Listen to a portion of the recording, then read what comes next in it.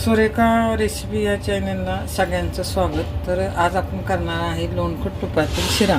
तर शिऱ्याच्या साहित्यासाठी लागणारे साहित्य: 1 वाटी बारीक रवा, अर्धी वाटी साखर, 1 वाटी दूध आणि बारकी छोटी वाटी लोणखट तूप. आता आपण शिरा करायला सुरुवात करूया. पहिलं तूप टाकणार. आधी तूप घातले. आता आपण रवा घालणार. तर रवा छान असा भाजून घ्यायचा तुपात.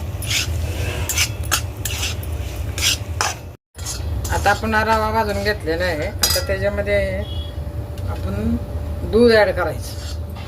दूध. आता साखर घालणार. शिरा मस्तपैकी